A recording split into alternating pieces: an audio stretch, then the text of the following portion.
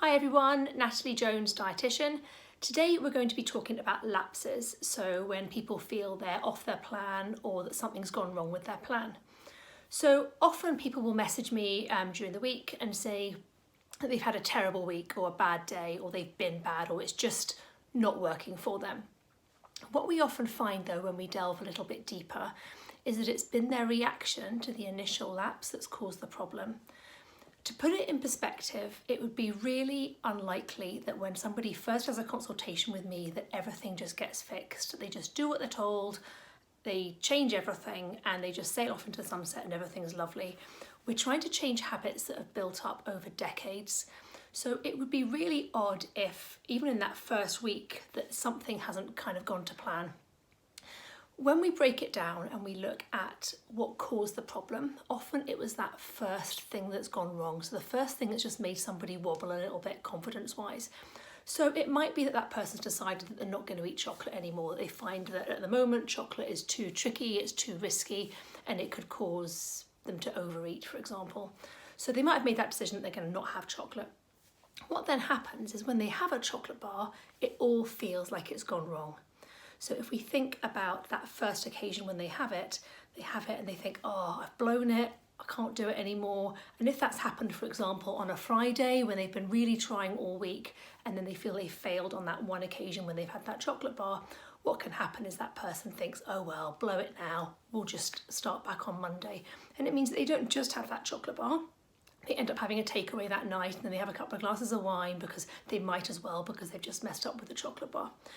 If we compare that to somebody who doesn't struggle with their weight, so somebody who might still have chocolate every now and then, but it's not really a big thing for them, what would happen is they would have a chocolate bar, and because there's no emotional link to that, because it doesn't symbolise things going wrong, that person eats chocolate and then they just carry on as normal.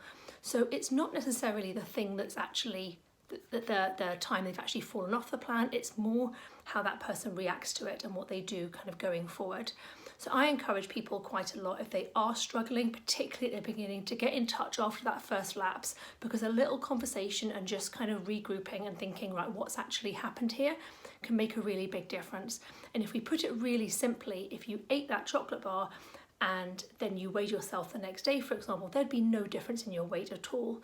If you weighed yourself after the weekend, having had the reaction of eating everything because you're so fed up and you feel so restricted from it and so disappointed in yourself, that reaction can have a really big effect behaviourally, but also what you do diet-wise and then your weight on the Monday morning, for example. So it's very much about being kind of understanding and thinking, why did something happen, but in a very kind of non-judgmental way. Sometimes I ask people to think about what they would say to a friend in that situation. People are often a lot kinder to somebody else than they would be to themselves.